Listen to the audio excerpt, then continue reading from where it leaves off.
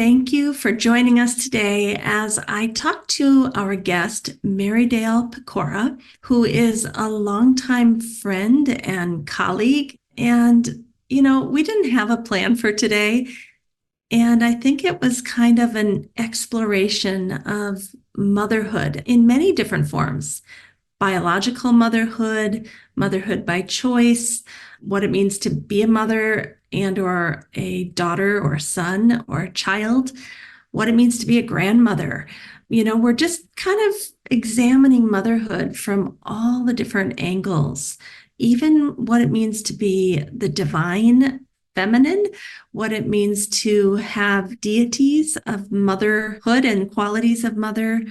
At the very end, we acknowledge that this binary of male and female is something that we tend to do in society, to say that mothers are women. But really, at the higher spiritual realms, it doesn't matter if we are male or female or choose to be non-binary. It is the qualities of being a mother that all of us can embrace. And at the highest levels of spirituality, probably we can't even tell if people are female or male in that non-binary way, that, as Marydale said, we show up as pure light. And so as we go through this podcast on motherhood, I hope it's validating. I hope it supports you. And I hope that it will give you some nourishment on your spiritual journey today.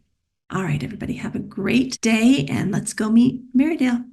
Welcome to the Yoga Therapy Hour podcast. We hope that you're enjoying this podcast each and every week. In addition to this podcast, Marlisa Sullivan and myself, Amy Wheeler, we are hosting a group inside the Polyvagal Institute. It's a free group where you can learn about yoga, yoga therapy, and polyvagal theory. We'd love to have you come on over there too to enjoy some of that free content. And I'll put the link in the show notes so that you can get over there easily. All right, let's go over and meet our guest for today.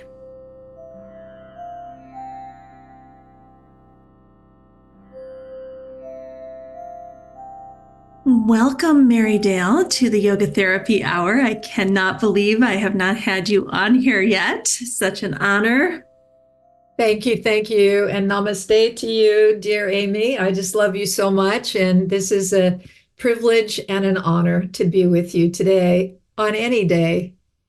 So, Marydale, before we get started, you had told me the other day about a very special thing that happened to you last week. And I want to share it with our listeners just so they can get some idea of your background, who you are, what kind of framework you look at the world from. So you have been named as an official Acharya. True. Yes. Tell us about that. What does that mean? Well, it was unexpected to me. It's not something that I had anticipated in any way, shape, or form through the years. And my guru, Paramahansa Pragyananda from Kriya Yoga International, has appointed me as a Yogacharya in our lineage, which basically means that once everything is complete and I go through the proper teaching and channels, I will be able to actually initiate people into Kriya Yoga, which is extremely exciting and humbling for me. And it came from a lifetime of practicing yoga for well over 50 years and just being available to serve God and gurus. And just for those people who might not know, is Kriya Yoga the one that's affiliated with the book Autobiography of a Yogi? Well, it is, because one of our Param gurus is Paramahansa Yogananda. And in fact, he's seated here in this beautiful image that I have right over my shoulder. That is his image, and he's seated with several of the other masters in our lineage that include Babaji, the infinite saint that is believed to still be alive and well, walking the planet for well over 600 years, followed by Lahiri Mahasaya, and then Yogananda, followed by Sanyal Mahasai, and Sri Yukteswar, who was the guru of Yogananda, Satyananda, and then Paramahansa Hariharananda, who left his physical form in 2022 and left the organization in the hands of Paramahansa Pragyananda, who is still alive and well. And yeah, and he's pretty young considering he's in his early 60s. And he's the spiritual head of the organization. He doesn't have anything to do with running it anymore. And Kriya Yoga International is a very large foundation with ashrams all over the world, including 5 here in the United States. So the woman in me needs to ask, how many women are yogacharyas? Are you one of the few? Are you the first one? How many women get this kind of honor? Surprisingly, we have quite a few. I would have to look at the website and count them, but I know that a third of the yogacharyas are actually swamis or monastics that not only are in the order, but they have been given the privilege of actually teaching. Not all the swamis teach Kriya. They have many other different responsibilities around the planet. And then there are probably, I'd say 30 or so, 30 other lay individuals, householders like myself. And I would say within that group, probably 1/3 are women.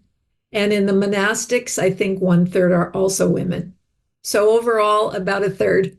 Okay, thank you. Because what I want to talk to you about today is this idea of spiritual motherhood and what that has meant to me to have a spiritual mother. And I'd love to hear your opinion on it. We have no plan, by the way, for this conversation. We have no questions. We have no direction. We are simply holding hands together as we walk. For all of you listening, we don't know where it's going to go. So I'll just start with a little story, which might kind of frame our relationship in this topic. And that is that probably about 5 years ago, my earthly mother, my biological mother, passed away unexpectedly. And I was just really in a state of shock. That was not something that I thought would happen until she was in her 90s or later, and she was only mid 70s. And I was not prepared for the loss of her earthly body. Like, I just didn't know how that would leave me feeling like an orphan. And thankfully, I still have my father on earth. And I put a post out on Facebook to just say, wow, this is an interesting feeling, losing your mother. And I've never had a post go so viral. 500, 600 women commenting on how it feels to be motherless. So I know it's a topic that resonates with people. So I don't know if you have anything to say about motherhood, either biological motherhood or spiritual motherhood, but why are we yearning for that so much? That's a beautiful question. I think it's also quite personal. But I do know from my own experience of having my own mother, of course, and then becoming a mother, being a mother-in-law, a stepmother, a grandmother, that I've had the opportunity to examine this role from many different perspectives. And spiritually, we know that the mother has us in her womb for 9 months. And having experienced that myself with my own children, I know that there is a bond that takes place between the soul that is germinating within and the human mother who's carrying that soul. And that's something that is unique onto itself and can't be duplicated in any other relationship, period. It can't. During the process of the 9 months or so that we're carrying the baby within, you become very familiar with rhythms. You become curious about one another. You feel a sense of anticipation, perhaps a little bit of anxiety of not knowing what's coming, who this being is that's within you. It's a very profound experience. And then, of course, once you go into delivery for a new mother, whether you've gone through it before or studied or whatever, I don't think you're fully prepared for the actual birthing process and how dynamic it is, and how instantaneously, once the infant enters into our domain, there is a bond that takes place. For better or worse, there is a bonding. And I know for me, with my second baby, I was questioning during my pregnancy how I could possibly love another child as much as I loved my first. And that vanished upon the birth. Mm. And there's just some kind of euphoria that takes place. And we know that when the baby is born, they are still attached to the umbilical cord. And that cord itself has been the literal lifeline that has sustained that life within the body of the mother. The mother is the one who cared for the baby all the time, not consciously, but I believe that on a very high vibrational level, everything the mother was experiencing was passed on to the embryo, the baby, and that there is memory of that. And speaking to masters throughout my limited lifetime, there are many, including Yogananda, who I didn't speak to in person, but he has a story about remembering being in the womb and how it felt for him to be trapped in a tight space and to anticipate being born and listening to all the conversations going on around him. And then actually being born and being so frustrated because no one could understand him and he couldn't walk. He was completely dependent and he found it to be extremely difficult and uncomfortable. But going back to those of us who are not that advanced, there still is this passage of high vibrational information and caring and love that takes place. And so for a mother who wants the baby and is healthy and strong, that bond can be something that you are aware of in a very positive way. But make no mistakes, there are women who did not choose to be pregnant, had a struggle being pregnant, are unwell being pregnant, perhaps they're abused. There are many reasons why a mother can be in very high anxiety and even having things like drug addiction that can influence the baby within. So once the soul is born, that is a being onto itself. And Mm. yet, there is no stronger bond than the connection between the host, which was the mother body, and that newborn creature. And so then, depending on all of the different aspects that take place, that little baby is either going to have a very strong start in the world through the maternal instincts of the mother, which is fascinating as we look not only at the human mother, but mothers within the animal world, how they immediately, instinctively, intuitively begin to care for their offspring. And it's kind of phenomenal what happens. So, that idea of being ignorant, yes, perhaps we are, but we still know how to love, how to care, how to nurture on a very deep level. And that bond, they say, creates a silver umbilical cord, a cord of, again, high energy that lasts throughout our lifetime with our own mother. Again, better or worse, that umbilicus is there. And I certainly have felt that with my own children and do to this day. So it's an extremely important relationship in that the mother is the first teacher. Mm. And she is the one who is there for each of us more than any other human, if it is under, again, circumstances of a normal birth and relationship. I'm not talking about those that are a struggle and unique, although they're all unique. But the mother is the first teacher, and she continues to be that representation throughout our life. In Kriya, we are taught that the mother, as the first teacher, is the entity to always be bowed to first, and then the father, and then the guru, in that order, as the superiority of teacher. And so it's a very powerful relationship, and it's one where the mother has a lot of responsibility. And yet, it's important that the mother never forget that the child, the soul of that individual, was not born to them. This soul was born through them.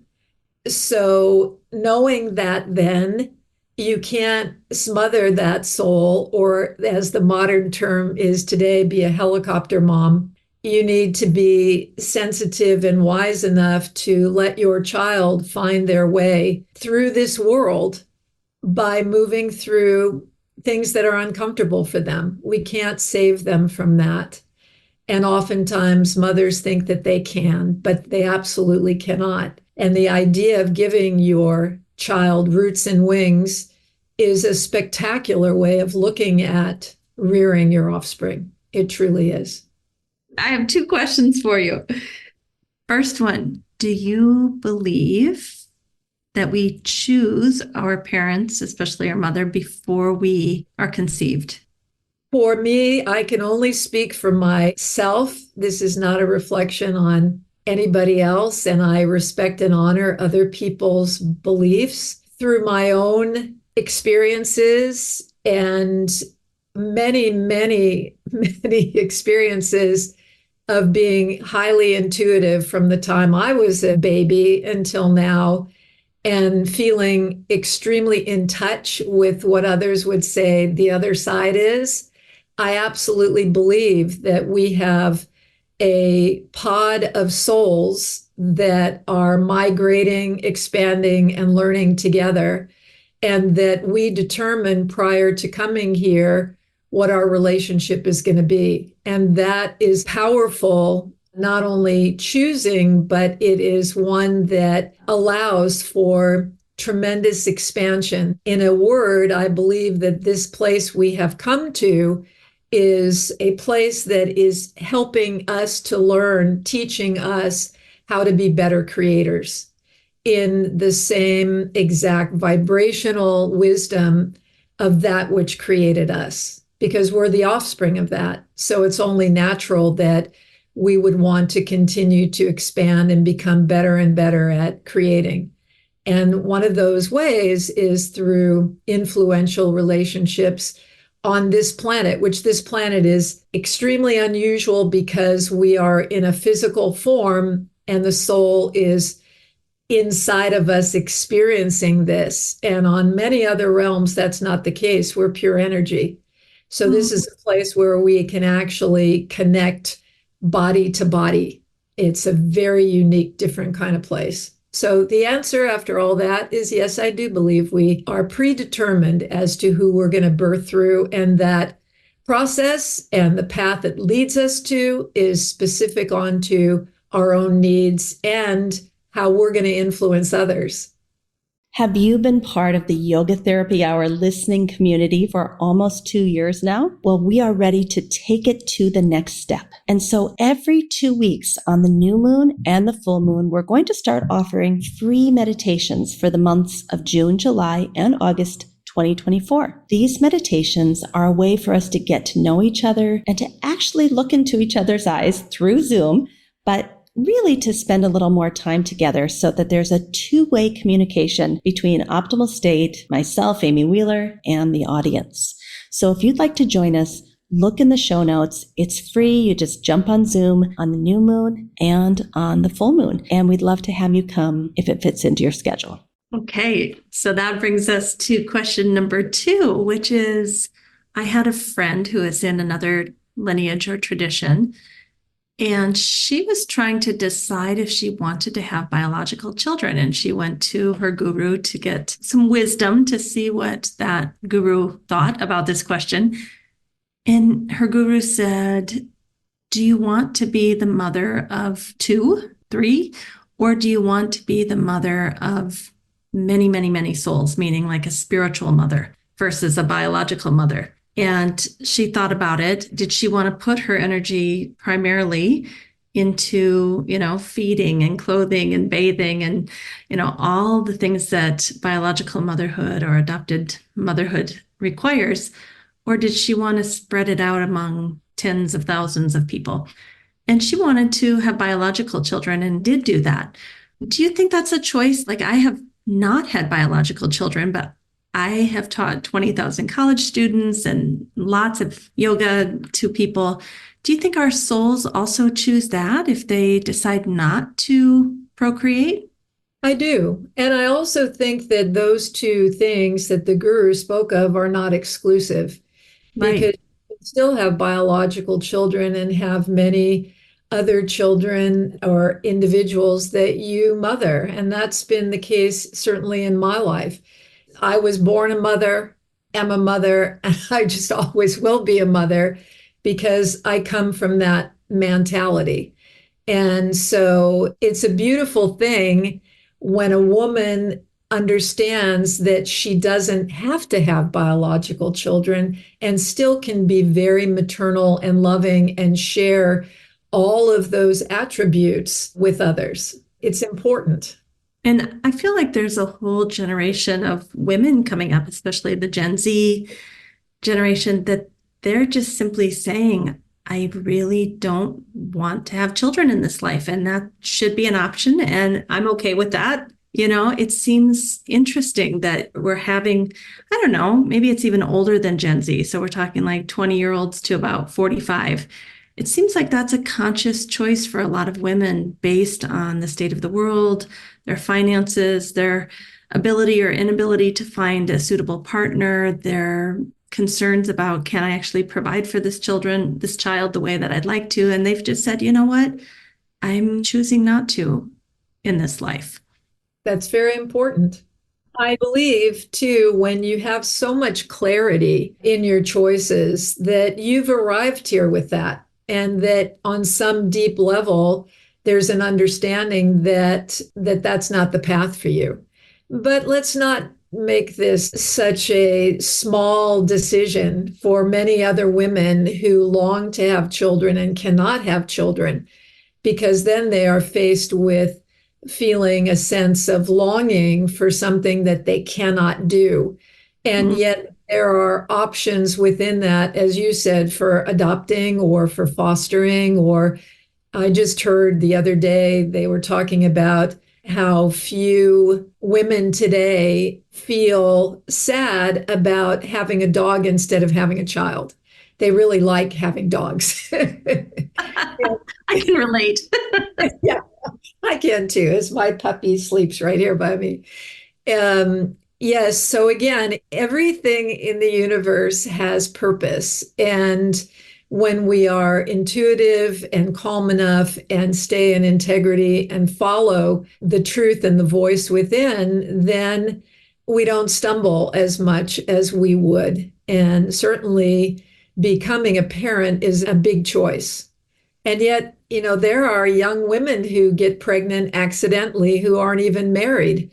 And who's to say that that isn't a direct life path also? And who knows why that child needed to enter through her for maybe physical characteristics, hereditary genes, whatever it was, or to force her to grow up or to make her parents become more responsible. We don't know, or maybe break all of them. We don't know.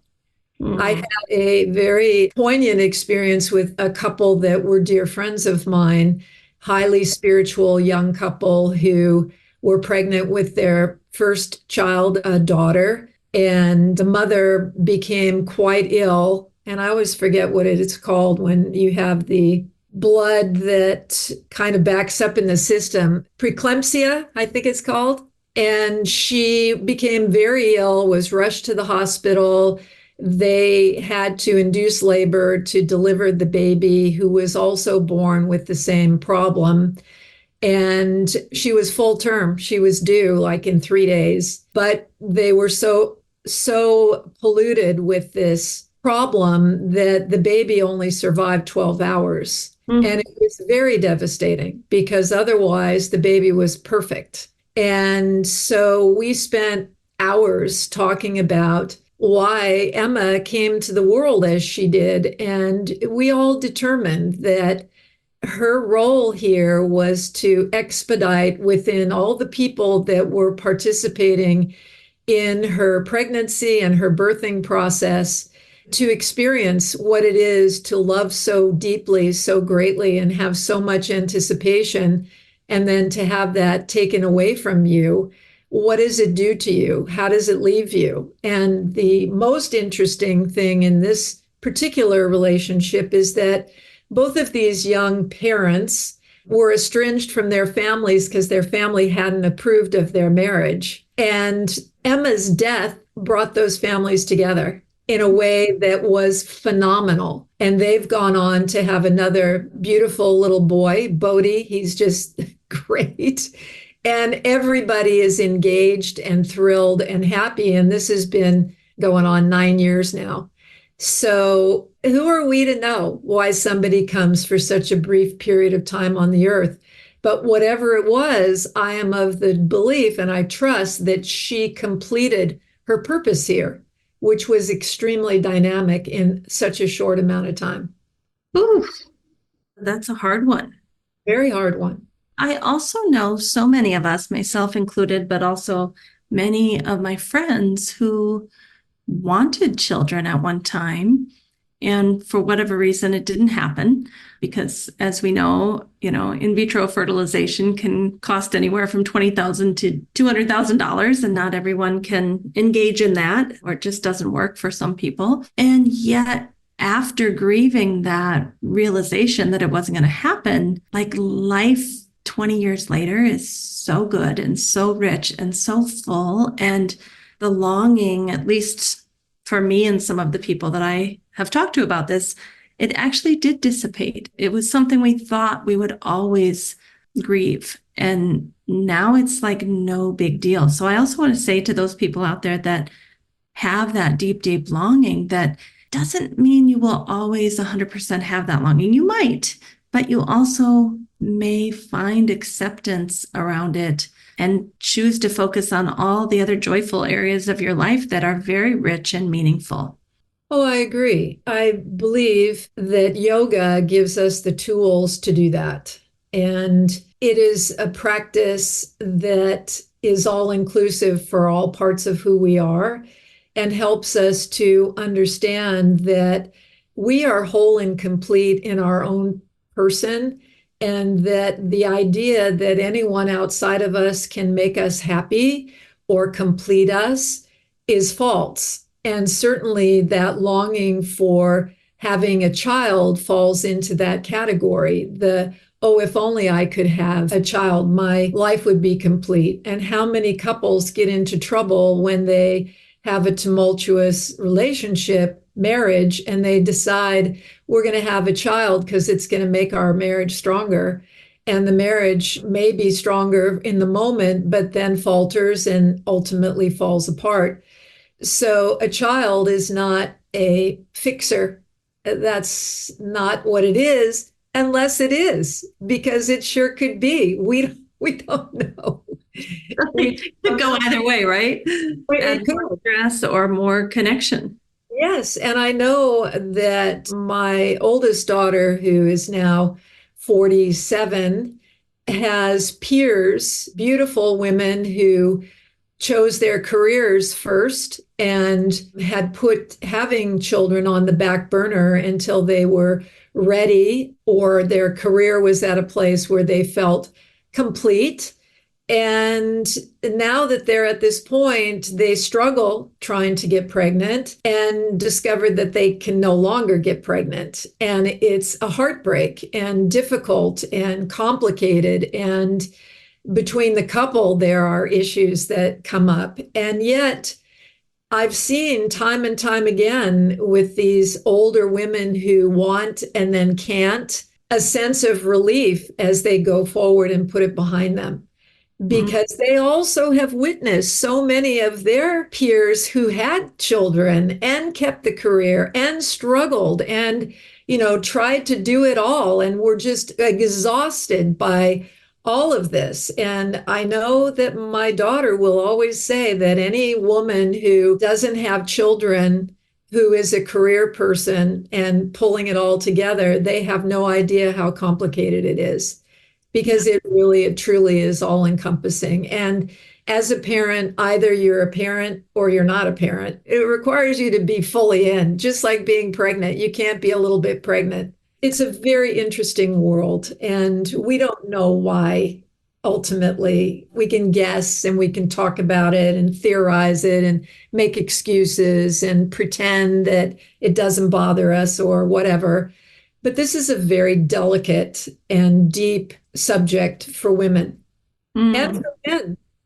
And for men, I feel today we're in a position that we're just going backwards in time. Women are being usurped of their power to feel strong enough in their determination to do what's right for their body and their lifestyle, whether they want to have children or not. And I think that that is something we strove for throughout the decades, and we finally won, and now it's kind of reversing. And to me, it's a sad thing. I really feel that. Yeah, thank you for mentioning that. It's a delicate issue that people have really strong feelings about, and we have to acknowledge that there are women's rights being taken away as we speak in June of 2024. And I do not want to demean anyone's religious ideas, and I want to celebrate them and say, yes, if that's what you believe. I believe in yoga. I'm 100% in. If you believe this, then by all means, follow it with all your heart. Yogananda said there's one destination, endless paths to get there. If this is what you believe and you trust to be right for you, the key is it's right for you. It's not right for everybody. And that is the line of demarcation that as women supporting women, we need to be very gentle and generous to that idea that it's up to you. You're the one. And, Marydale, this theme has been rolling around in my head for the last 30 minutes, which is mom guilt, not having the resources, the time, the energy, the financial stability, the perfect partner, the ability to raise happy, healthy children in the way that we dreamed we could raise them. And then all of a sudden, like everything falls apart. You and I were talking about this the other day. So what do we do with that mother guilt? That in itself is a very special field of understanding for us. And I think one that deserves our deep and sensitive attention. Because today, and I've seen it with my own children, we have 5 children, 4 are married, all 4 of the families have children. And I've watched all of them strive to do it all. And they are just, 4 couples in a world today where we are in a situation that is encouraging people to be much more than we were designed to be. And believe me, I'm a modern woman. I'm a very modern person, and I think in a modern way. But I also look back and reflect upon a time where the woman had an opportunity once she had her children to be home and to raise the children. And somehow that started to take on a hue of not being enough, that the women, should be free to go out and do the same job a man does. Well, I'm sorry to tell everyone, but we're not men. We're the women, and we have the babies. And the babies, as we talked about, the mother is the first teacher. And so being able to be there with the child is a very big privilege that has been taken away from women. They just can't do it because what if they get 3 months off and then they've got to go back to work and then they have to find childcare, often strangers, because the way our society is designed, we don't have grandparents living with us most of the time because many of the grandparents are still working also because they're trying to make sure that they have something to support themselves. I mean, it's a very, very, very difficult world. And the children suffer. They suffer from it. And I don't have an answer. I know we can't go backwards. And I would never say that women shouldn't work. I've worked my whole life, and keeping all the balls in the air is just not easy. It's not easy being human at any time. Yeah. It just isn't, Amy. And there are complications for all of our lives, many of them unforeseen, and most of them unseen by outsiders. And I know women who have decided to work part-time, and they tell me that because of the interaction and the intellectual discussions they have at work and the stimulation of being with other adults, they feel they come back to being a mom as a better human, like not as frustrated, not as overwhelmed, not as exhausted, because they've had a little bit of adult interaction. So again, I think it goes back to each person trying to figure out the best path forward for them. Absolutely agreed. Because again, society has changed so much that being a stay-at-home mom is not really looked upon with, that much respect and honor. And so at the same time, I know many young mothers who have been able to stay home and homeschool their children and are there 24/7. And are their children better off? It's yet to be seen. I don't know. I think it goes back to our path and every soul coming in here to get what they need in order to develop into who they're supposed to be. So it's interesting, but I believe no matter what path we take, it needs to be one that makes our heart sing as much as possible. And certainly, mothers who are overwhelmed need support, whether it's from their spouse or their mother or grandparents or neighbors. They need support. They need time to go away from the children. They need time to just pause. They need to be able to go for a hike, go for a walk, go have a coffee somewhere. They must have that support. And many of them don't have anybody to reach out to. And it becomes a beginning of a very depressing situation. And then it goes into the children also, because the children are sensitive. You can't hide it from them. So I don't know. I don't think we were supposed to be able to do it all alone. We, in the past, have lived in communities where with other couples, other family members that can lend a hand and give us a break. And you take my kids and I'll take yours. And, to think that we could do it all by ourselves is pretty unreasonable. Well, it is. It's very unreasonable. Plus, today, add into it the cost of raising your children, or we're in Los Angeles, of course, which is one of the most expensive places to live, period. But in order to live here, you've got to make plenty of money. And in order to make plenty of money, you've got to work. And so by the time you take care of all of your chores at home and the children and all of their sports and activities that they do all the time, and have a relationship with your husband, and then, get up at the crack of dawn and go to bed late at night, and you're just worn out. And it's a rat race and a very unfortunate situation. So going back to what you said earlier, yes, women need support and they need to have a break. And often a part-time job is a godsend for them. But again, many of them can't squeeze that in. They've got to have a full-time job to make the money to be able to pay for the childcare That's in order right. to be able to leave the house.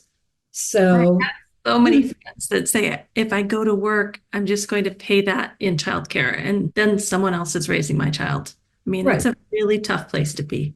It's tough. And let's also not forget that our society thinks women should look good all the time. They should be fit and well-groomed and, wear nice clothes and do all that. When a woman feels so haggard after not being able to get everything done in 24 hours, that's another very, very difficult part of this equation. It's exhausting. And Amy, one more caveat. COVID changed things for mothering in a very big way because it left them with the burden of having to do all and be all for their children trapped inside their house, where the kids, had to be homeschooled, many of them, not all, but the majority here in Los Angeles were. Then the mother becomes the teacher and teaching things that she doesn't even know how to teach and trying to inspire her kids and help them to stay away from anxiety and depression and keeping them busy and trying not to have fear and instill the fear of a pandemic into them. And it was really a terrible time. And then for the kids to go back to school and be behind because they were not socially exposed to one another and interacting with each other. It's really been a very devastating blow to this generation coming up. And I think it's going to be interesting to see who they are as adults, because this was very different for them, for this generation, very, very different. And it's tough. I think if we've done anything in our time together so far, it's just validate that it's really damn hard. We're not coming up with solutions. We're just saying, wow, it's rough out there. It is rough. And that's why, for me, I have always turned to my spiritual practice, because that's what gives me the roots and wings for this person to be stable and to live a very happy, content life. And it's been through study of scripture and by practical application and doing my practice. And it's daily, daily, daily. I refuse to let the world dictate how I'm going to live or how I'm going to think or how I'm going to feel. Yeah, it saved me time and time again. And some people might think, oh my gosh, I'm so exhausted. How could I possibly get a spiritual practice in? But there's a lot of really practical ways to do it. You sent me a podcast the other day that's on SoundCloud that I can listen to in the car. I can go for a walk. I can listen to it while I'm lifting weights in the morning or as I'm lying in bed at night. I mean, there's many ways to be nourished spiritually. And your children could even benefit from listening in the car too. Well, absolutely, that is true. But on a much more elemental level for me, Amy, I discovered that my spiritual practice is what nourishes my life. And without it, I'm nowhere near as good as I am with it. And so starting my day with my first thoughts of God and determining that no matter what, on this day, I'm going to be happy before I even get out of bed. And I determined that I'm going to pray first. And then once I'm up and about and have my cup of tea and stretch, I go straight and do my meditation. And I have to be up before everybody else in order to do that. It's discipline to do that. But I feel so much better after that. And, I did it when my kids were small. I've done it when I'm not well. I've done it when I'm vacationing. And it's just like flossing your teeth. You don't miss flossing your teeth because we've learned here in America, thank God, through our wonderful dentistry that we have access to, that keeping your teeth flossed is the beginning of healthy teeth and gums. And when your teeth are healthy, they're going to last you your whole life. And if they're not, and you get an infection in your mouth, it can actually kill you. So flossing is not easy and it's tedious. You have to do it, but it sure pays off in the long run. It's an investment in your physical mouth. Well, if you want to spend that much time and effort on your mouth, why wouldn't you spend time and effort on your relationship to God, to source, to whatever you want to call that which created all of us? Because we have 24 hours in a day. And if we can't take 1 hour every single solitary day to tap into that incredible energy and presence, then we're shooting ourselves in the foot. Yes, we're tired. Yes, life is busy. Yes, it's all those things. I mean, we can liken it to taking a smoothie every day full of vitamins, and it gets you through your whole day physically. That's what your practice does. And what you said is absolutely essential. Feed yourself with words that uplift your spirit all the time. And it doesn't matter what your faith is, it has nothing to do with that. Just because I'm a yogi doesn't mean I don't celebrate you being a Muslim or being a Christian. In fact, I applaud you and celebrate and know that we're sisters on the same path. That's putting first things first, as Wayne Dyer always said. Put first things first. And that's putting our practice first. I think that leads me to why it is amazing to have a spiritual mother to remind us. I mean, I talk to you every couple of weeks, and it just reminds me, like, okay, Amy, get back on track. Make sure you're doing your practice. Here are some podcasts you can listen to. Okay, your mental state has faltered here. Let's get back on track. I think having a mentor or a spiritual teacher or whatever you want to find is really a key component of keeping ourselves spiritually fit. I completely agree. And I know that in yoga, the Divine Mother is revered. And there are so many forms of the Divine Mother, and many of them come equipped with many arms and hands. And it's believed that they have all those arms and hands in order to embrace us on our journey forward. And many of these forms of the Divine Mother, whether it is Mother Mary or whether it's Durga, it doesn't matter who, Kuan Yin, all of these different forms have that serenity about them and that safety and that enduring openness to embrace and to take us into them where we have safety. And that's very similar to going back into the womb where we started this conversation, where the physical mother has this innate, loving, strong, energetic relationship with us. And even though the Divine Mother may not be physical for us, still knowing her presence, that entity, that incredible energy is there for us, I think is also a good place to put a lot of our stress and tension, our anxiety, our sense of confusion, if you will, depression, whatever it might be, to just literally take it and put it on their lap, just give it to them. And for women, you asked me about the number of women that are yogacharyas. One of the reasons why people fall away from coming to our lineage is they look at it and they see all these men as the masters and they ask, where are the women? And Hari Harananda addressed that very simply by saying that every single one of these men is where they are today because of their mother.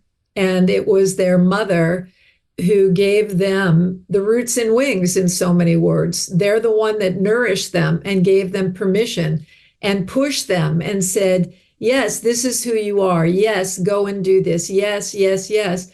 And every single one in our lineage just adore their mother. And they are so supportive of all the women that go through Kriya. There's not a feeling of being lesser than. And yet, from our perspective, we just see them as, again, a group of guys. And we don't see beyond that because we don't really look beyond that. So it's kind of being a little bit ignorant.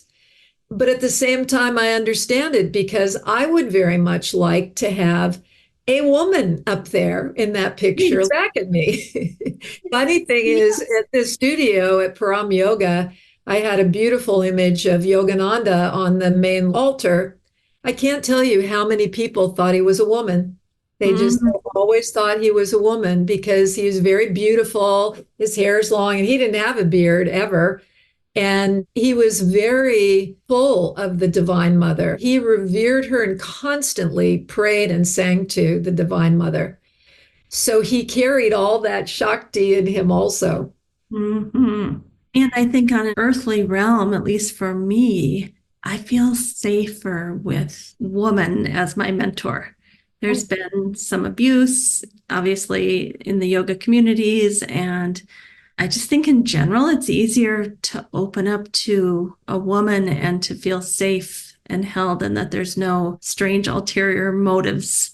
So I think it's really important that we do see women in these lineages and traditions, and not just women that are upholding what the men want, also like women that are showing up as real and authentic and willing to disrupt when needed, you know? Right. And that's one of the reasons why I was so surprised of the appointment of being a Yogacharya in our lineage, because I've never even been to India. A modern woman from Hollywood and have a lot of attributes of independence. And I've taught a number of things in my life, and I'm no wimp. So I find it very interesting that there is not only this support, but this encouragement to be who I am. And as the guru has said, just be an instrument for God. That's all you are. Just continue to be an instrument. And so I've been given permission to be me, and that's very empowering. I don't have to pretend to be something I'm not, because I couldn't do that. And it's so important to have people who are householders and have grandkids and kids and are out there living the real difficulties of life to be our mentors and to be our teachers. Absolutely. I think that it's very off-putting when you have a teacher who has lived a life of being a monastic, and then they start talking about how you should feel about parenting. I think it's wrong. I remember going back, and since I'm sure this podcast probably has mostly women, for you men who are on, just be with me for a moment. I remember clearly going to my first gynecology appointment and finding that it was a man that was going to examine me. It was very off-putting for me, very, very off-putting.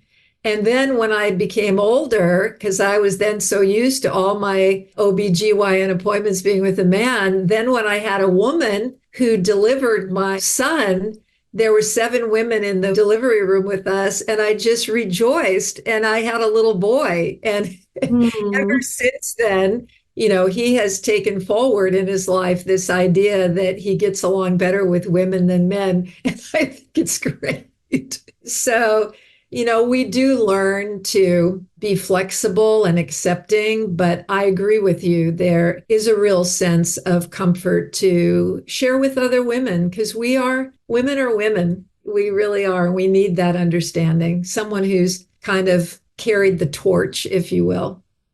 One last thing before we go, I want to acknowledge there are people who don't feel like they fit in either category, male or female, that I think some of the most spiritual people I have met have been more non-binary. They have embodied both the masculine and the feminine simultaneously, almost like you can't really tell which they are, and it essentially doesn't even matter. Oh, absolutely correct. It doesn't. And I believe, going back to where we began, that we choose this life, and it's given to us for whatever purpose to help expand our ability to create. And what a beautiful thing when we consider what yoga teaches, and that is that as a soul, you are neither man or woman, period. You just aren't. We're just souls. Right. We are pure love and pure light. And so it's very fitting. Well, I think that is a great note to finish with. I just want to thank you for taking the time today to talk about all of this. I think, at least in my experience, there's not enough time carved out to talk about motherhood, what it means to be a mother or not be a mother, how hard it is, all the choices we have to make, all the mother guilt. I think just having this conversation will just be very validating to a lot of people. So thank you. Well, it is my pleasure, and hopefully it will open the door for many, many more discussions to come, because it's a deep, broad subject and does need a strong voice. So thank you, Amy, for allowing me to share this time with you.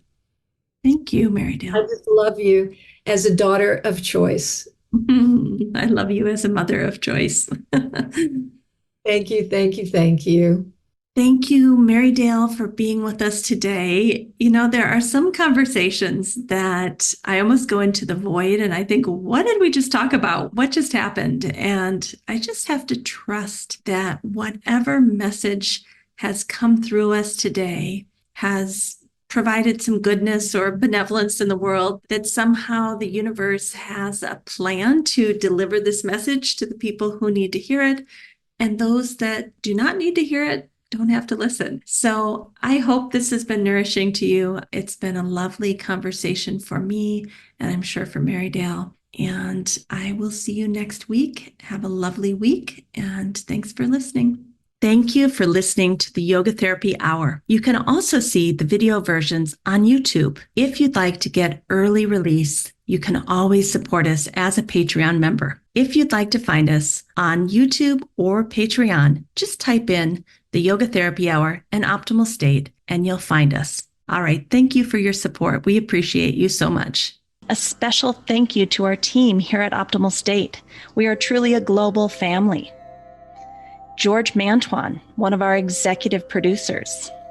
Adam Satchel, senior media producer and sound engineer from the Philippines. Krishna Panchal, a producer from Canada. Modupe Abdullahi, who does the show notes and is an editor for us from Nigeria. And Peter Morley, who wrote and produced the music for this show, who lives in Australia. Find more about Peter's work at www.zenmusic.biz. Thank you for listening. We'll see you next time.